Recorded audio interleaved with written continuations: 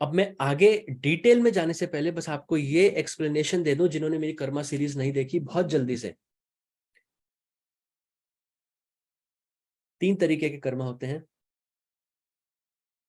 ये सबसे नीचे चित्त है, सबसे हार्ड, चित्त की भूमि जो वायु तत्व की बनी होती है। अगर ये चित्त की भूमि ही नहीं होगी, ये मैं स्क्रबर का यूज कर रहा हूं। अब स्क्रबर में आप लोगों को, लेडीज को पता होगा, नीचे हार्ड होता है, तो ये चित्त की भूमि आप मान लीजिए। अब ये चित्त की अगर भूमि ही नहीं होगी तो ऊपर के कर्म कहीं ठहरेंगे नहीं। भूमि तो चाहिए, बीज को बोने के लिए भूमि तो चाहिए, हवा में नहीं बो सकते आप। तो जो वायु तत्व की भूमि है, चित्त, जो अज्ञानता से बना है, उसके ऊपर जो आपके पुराने कर्म होते हैं वो सारे, ये येलो वाला जो पार्ट है बीच वाला, ये संचित कर्म मान लीजिए आप। और ये संचित कर्म, ये जो ग्रीन पार्ट है ऊपर का, ये संचित कर्मों में से, पानी की टंकी में से एक बाल्टी पानी जिससे आप आज नहाएंगे, मतलब जो आप इस जन्म में जो आप भुगतेंगे, वो ये संचित कर्मों में से एक पार्ट ऊपर आ जाता है, जो आपको इस जन्म में भुगतना है। संचित कर्म नहीं भुगतने, वो तो नीचे है। ये ऊपर वाले भुगतने एक एक करके निकलते रहेंगे और आपको भुगतना पड़ेगा। अगर वो कोई अच्छा कर्म पुराने जन्म में आपने किया था, वो कुछ अच्छा होगा, कुछ बुरा किया था वो बुरा होगा, तो एक एक करके आपको भुगतना होता है। और ये जो हरा पार्ट है, इसको भुगतना ही है, इसको आप जला नहीं सकते, कोई योगी भी नहीं जला सकता। बस जैसे मैंने पहले आपको बताया है, इसकी आप इंटेंसिटी को कम कर सकते हो। अगर आपका एक्सीडेंट होना होगा आपके कर्मों के मुताबिक इस जन्म में, और आपने योग करके अपनी चेतना बढ़ा दी, अपनी कॉन्शियसनेस बढ़ा दी, अब हो सकता है आपकी केवल एक हल्की सी फ्रैक्चर आए या आपको एक हल्की सी खरोंच आए, लेकिन वो आएगी जरूर। आप योग से ये कर सकते हो, जो आपके संचित कर्म है बीच वाले, उसको आप जला सकते हो मैक्सिमम लेवल तक, जो आपको अगले जन्म में भुगतने थे, जिनकी वजह से आपको आगे के बहुत सारे जन्म होने थे। आपने वो जन्म जो है वो अपने कम कर दिए, जन्म की संख्या। मगर दुख की बात यह है कि आप एक एक करके अपने प्रारब्ध को तो भुगतते हैं, आप इससे 10 गुना नए क्रियामान कर्म जो होते हैं, जो इस जन्म में आप बना रहे हैं, वो आप और ज्यादा बना लेते हैं। और वो भी यहाँ संचित में, नीचे के टैंक में पीले के साथ ऐड हो जाते हैं, जो आगे आपको भुगतने हैं। मतलब एक बाल्टी आपने पानी निकाली, 10 बाल्टी आपने और अंदर टैंक में डाल दी, तो पानी कभी खत्म ही नहीं होगा। तो संचित कर्म आप योग से जला सकते हो, जिससे आपकी आगे की लाइफ टाइम्स जो है वो कम हो जाए। मगर ये जो चित्त है नीचे का, चित्त की भूमि, कुछ कर्म ऐसे भी होते हैं जो मैंने बताए थे, जो बीज इस पीली सतह के भी नीचे चले गए हैं, इस भूमि के अंदर, उनको क्लेशात्मक कर्म कहते हैं। वो कर्म आपको भुगतने ही है, वो कोई योगी भी नहीं, वो कोई भी नहीं जला सकता। और वो क्लेशात्मक कर्म आखिरी जन्म में भुगतने होते हैं, इसलिए आखिरी जन्म में एक योगी को बहुत ज्यादा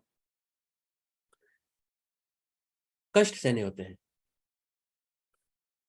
और ये जो कर्म जो ऊपर आए हैं, हरे वाले प्रारब्ध कर्म जिसको हम कह रहे हैं, वो एक एक करके कैसे निकलते हैं। भाई मैंने कर्मा सीरीज में बताया था, रजाई के अंदर कुछ मिट्टी है और रजाई के ऊपर मिट्टी है। आपने हाथ से उसको झाड़ने की कोशिश करी, तो ऊपर जो मिट्टी है सतह पे, वो उड़ेगी। ऐसे ही हमारा जो चित्त है, ये वायु तत्व का बना है। आपको जीने के लिए सांस तो लेना है। जब आप सांस ले रहे हैं, आपको नहीं पता चल रहा है, जब आप सांस ले रहे हैं, वो जो कारण शरीर है आपका अंदर, सूक्ष्म शरीर के भी अंदर कारण शरीर, उसमें जो चित्त है, चित्त की भूमि में स्पंदन हो रहा है। वो चुन्नी जैसे होती है, चुन्नी में कोई उंगली मार के उसको हिला रहा है, वो आपकी सांस से स्पंदन हो रहा है। वो एक एक करके अपने राइट टाइम पे एक एक करके वो कर्म निकल रहा है, और वो आपके शरीर, आपकी दुनिया में, आपके भौतिक जगत में आप उसको फेस करते हैं, एक्सपीरियंस करते हैं। और आप इधर उधर भागते हैं उस अपने स्थिति को बदलने के लिए। और वो तब तक नहीं बदलेगी जब तक आप उस स्लाइड तक नहीं जाएंगे, जब तक आप वहां तक नहीं जाएंगे जहां से वो चीज निकल रही है, और आप वहां जाके नहीं बदलेंगे। तो ये तो हुआ कर्मों के बारे में। यहां मैं आपको एक वायु के बारे में ही बता दूं। मैं प्राण प्राण प्राण यू वर्ड यूज कर रहा हूं, वो मैं एक जनरल वर्ड यूज कर रहा हूं, प्राण, कि शरीर से जब प्राण निकल जाते हैं। लेकिन वास्तव में जो प्राण, जो वायु होती है, जो प्राण होते हैं, वो 5 तरीके के होते हैं। एक तो होता है अपान, जो नीचे, जो आपके गुदा द्वार और आपके आगे जो प्रजनन और विसर्जन इन सब क्रियाओं में जो काम आता है, डाउनवर्ड फोर्स। एक ऊपर की फोर्स होती है जो आपके हृदय एरिया में रहती है, जिसको हम कहते हैं प्राण, प्राण वायु। एक अपान वायु, एक प्राण वायु। एक जो आपके नाभि के स्थान पे होती है, मणिपूरक चक्र के आसपास होती है, वो होती है समान वायु। एक आपके कंठ और कंठ के ऊपर, गले, विशुद्धि चक्र और इसके ऊपर, उसको कहते हैं उदान वायु। और इन सबको हम बोलते हैं व्यान वायु। इसका मैं आगे जिक्र करूंगा, इसलिए मैंने भी आपको बताया।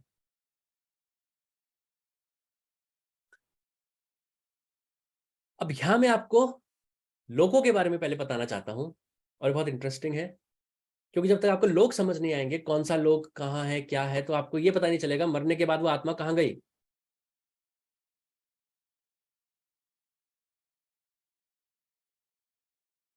अभी तक मैंने आपको हमेशा जगत शब्दावली का इस्तेमाल करके समझाया था। स्थूल जगत हमारा फिजिकल वर्ल्ड, सूक्ष्म जगत एस्ट्रल वर्ल्ड, कारण जगत कॉजल वर्ल्ड।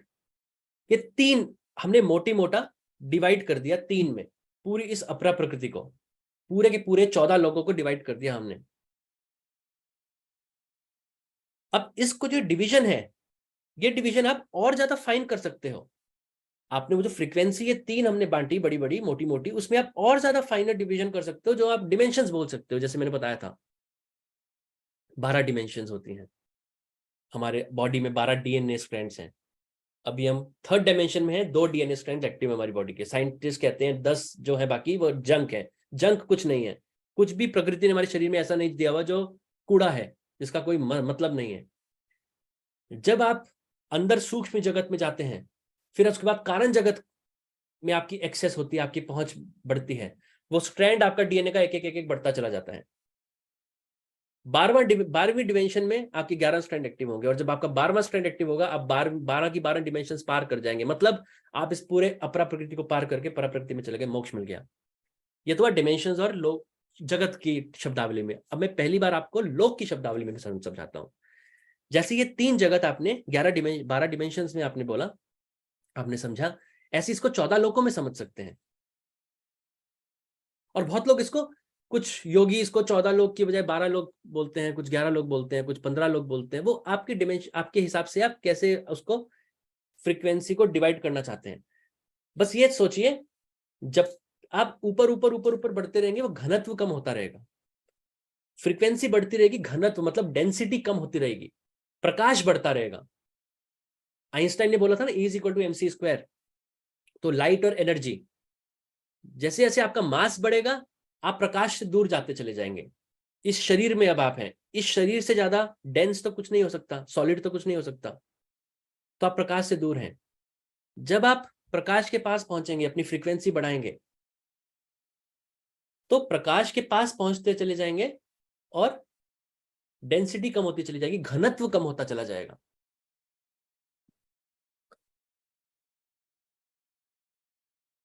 अब जो योगी आंखें बंद करके समाधि में जाके वो इतने सारे लोगों को देख सकता है, इतने सारे दूसरे लोगों के प्राणियों को देख सकता है, वो क्यों?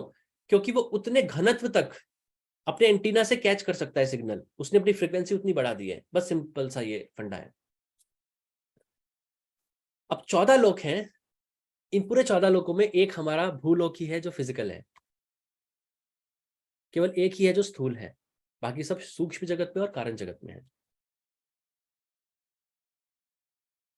भूलोक के नीचे 7 लोग हैं, ऊपर 6 लोग हैं। ये पूरी में जैसे मैंने अपरा प्रकृति का आपको बताया था, मैंने आपको अपरा प्रकृति परा प्रकृति के बारे में बताया था, राइट?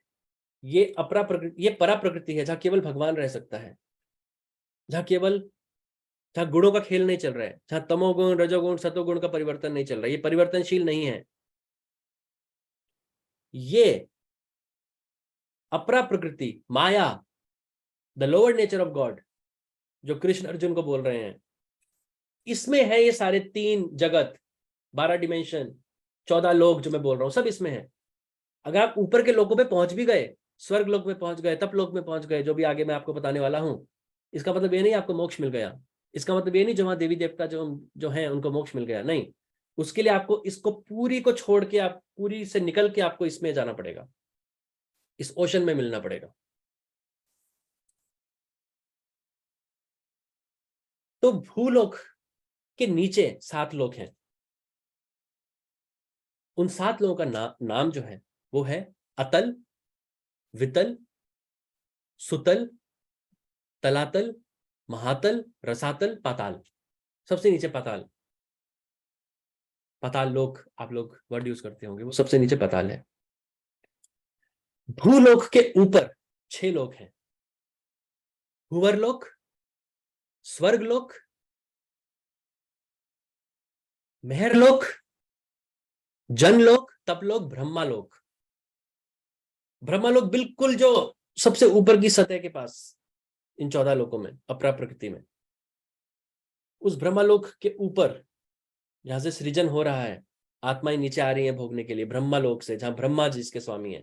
ब्रह्मलोक नहीं, ब्रह्म तो ब्रह्म है, परम ब्रह्म, ब्रह्मा, वो ब्रह्मालोक जिसके ब्रह्मा स्वामी है, वहां से सृजन हो रहा है, क्रिएशन हो रही है। उसके ऊपर जब आत्मा चली जाती है, वो फिर उसको वापस नहीं आना।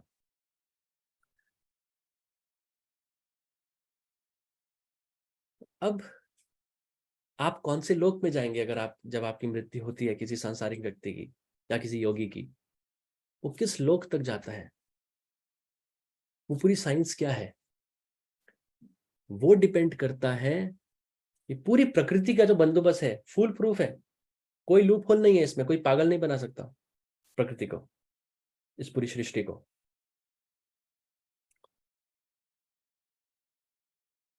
तो ये डिपेंड करता है, जब आपके वो जो प्राण निकले शरीर से, वो किस द्वार से निकले।